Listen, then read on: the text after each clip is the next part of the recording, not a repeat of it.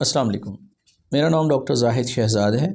میں as a urologist, sexologist and public health expert کے طور پہ گزشتہ 20 سال سے میڈیکل کی پریکٹس کر رہا ہوں۔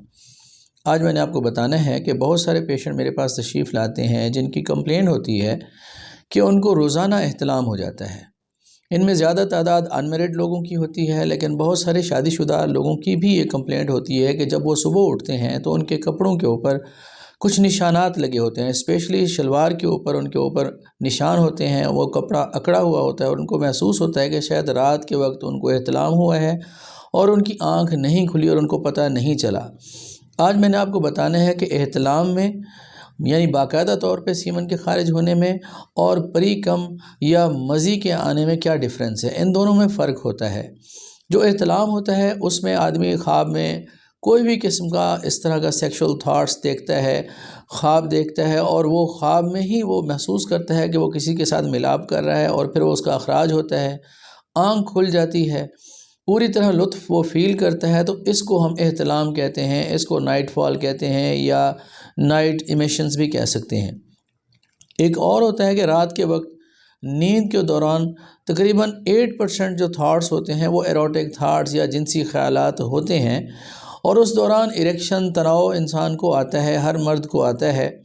تو اس تناؤ کے دوران بھی کچھ لیسدار مادہ خارج ہونا شروع ہو جاتا ہے۔ اس لیسدار مادے کو عام زبان میں مزی کہتے ہیں، پری کم کہتے ہیں، فینائل ڈسچارج بھی آپ کہہ سکتے ہیں۔ یہ لیسدار مادہ ہوتا ہے۔ لوگ اس کو بھی مسکنسیپٹ کے طور پر احتلام تصور کرتے ہیں کہ یہ احتلام ہو رہا ہے۔ تو ان دونوں میں فرق ہے۔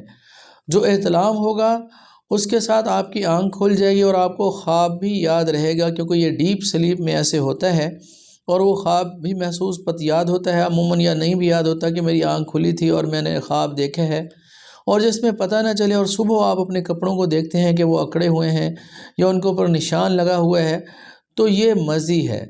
اب آپ دونوں کے بارے میں مسکنسیپٹ جو لوگوں کا ہے کہ اس سے کمزوری ہوتی ہے ڈیلی احتلام کے ہونے سے، یا ڈیلی اس طرح کے لیسدار مادے کے مزی کے خارج ہونے سے، تو اپنا یہ کنسیپٹ دور کر لیجئے کہ اس سے کوئی کمزوری نہیں آتی، جیسے لوگوں نے بنایا ہوا ہے۔ کئی میرے پاس پیشنٹ آتے ہیں جو کہ دیہات کے ہوتے ہیں، ان کو ڈرایا ہوتا ہے کہ جی 100 ٹکڑے آپ دیسی گھی کے کھائیں روٹی کے ساتھ لگا کے تو 1 قطرہ خون کا بنتا ہے، اور 100 قطرے خون کے ملیں تو 1 قطرہ وہ منی کا یا سیمن کا بنتا ہے۔ تو یہ مسکنسیپٹ ہے، یہ کہیں نہیں لکھا ہوا۔ بہت سارے قدیم حکماء کی کتابوں کو ہم نے دیکھا ہے، پڑھا ہے، کہیں یہ نہیں بتایا گیا کہ اس طریقے سے اگر آپ بہت زیادہ اعلیٰ خوراک کھائیں گے تو اس سے خون بنے گا، پھر خون سے یہ منی بنے گی۔ یہ ایسا مسکنسیپٹ مفروضہ ہے، کوئی ایسی بات نہیں ہے۔ تو جو رات کو جس میں خواب نہیں آتا اور صبح اٹھ کے صرف کپڑوں کو چیک کرنے سے وہ اندازہ لگاتے ہیں، تو یہ مزی ہوتی ہے۔ اس کے بارے میں بہت زیادہ پریشان ہونے کی ضرورت نہیں ہے۔ اس کے اخراج سے کوئی کمزوری نہیں آتی۔ لوگوں نے اس کو سمجھا ہوا ہے کہ یہ جریان ہے، دھات ہے، اور یہ اہم مادہ جسم سے نکل رہا ہے اور اس سے عورت کے قابل نہیں رہتا، شادی کے قابل آدمی نہیں ہوتا۔ اس خوف سے، پریشانی سے، سٹریس سے تو بندے میں کمزوری آ سکتی ہے، مگر اس مادے کے اخراج سے کوئی کمزوری نہیں آتی۔ اب اس کے زیادہ خارج ہونے کی یا ایکسیسو نائٹ فال ہونے کی، بہت زیادہ ہر دوسرے دن احتلام ہو یا ہر تیسرے دن احتلام ہو اور اس میں خواب بھی یاد رہے بندے کو، تو اس کے لیے ہمارے پاس ٹریٹمنٹ ہے، تشریف لائیں۔ اس میں کچھ ان کو ہم ڈائٹری موڈیفیکیشن بتاتے ہیں کہ کچھ خوراکوں کا پرہیز کرنا پڑتا ہے، کچھ لائف سٹائل موڈیفیکیشنز کرتے ہیں۔ اس میں اسپیشلی خوراک جو ہوتی ہے، جو چنک فوڈ ہے، اس سے پرہیز کرنا چاہیے، بازاری خوراک سے پرہیز کرنا چاہیے، بڑا چھوٹا گوشت، گیس والی بوتلیں، چنے کی دال، یا یہ برگر، پیزاز یا اس طرح کی چیزیں جس سے بہت زیادہ ہائی فیٹ کنٹینٹ ہوتا ہے، یہ زیادہ مسالے والی چیزیں ہوتی ہیں، سموسے، پکوڑے، تلی ہوئی چیزیں، کولڈ ڈرنکس، اس سے پرہیز کرنے سے یہ ڈائٹری موڈیفیکیشن بتاتے ہیں۔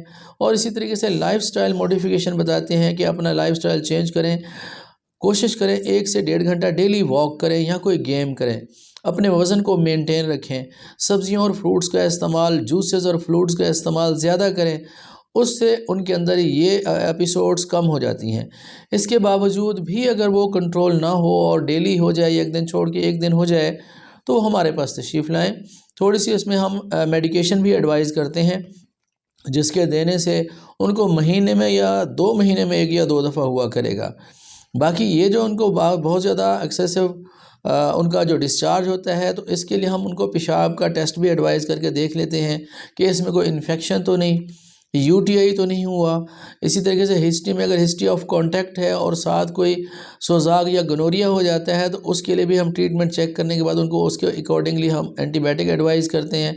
تو اس کے لیے پراپر ایکسپرٹ کے پاس آنا چاہیے، ان سے مشورہ لینا چاہیے اور اس بارے میں کوئی شرم نہیں کرنی چاہیے۔ اس شرما کی وجہ سے اپنی بیماری کو لوگ بڑھاتے رہتے ہیں۔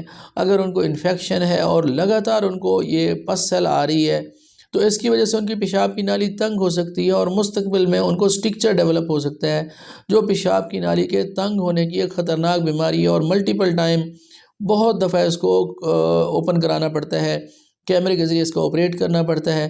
تو انفیکشن کی وجہ سے یہ اسٹرکچر ڈیولپ بھی ہو سکتا ہے۔ اس کی وجہ سے انسان سائیکولوجیکل نفسیاتی ٹراما میں جا سکتا ہے، جس کی وجہ سے اس کی روزمرہ کی زندگی متاثر ہو سکتی ہے۔ تو اس کے لیے اپنے ڈاکٹر کے پاس تشریف لائیں، مشورہ کریں اس کے بارے میں، یا تو ہدایات پرہیز اور علاج سے یا پھر تھوڑی سی ادویات اس کے لیے اگر ایڈوائز ہم کرتے ہیں تو وہ استعمال کریں تاکہ آپ کی زندگی بالکل پرسکون گزرے اور آپ کا یہ پریشانی ہمیشہ کے لیے ختم ہو جائے۔ Thank you very much.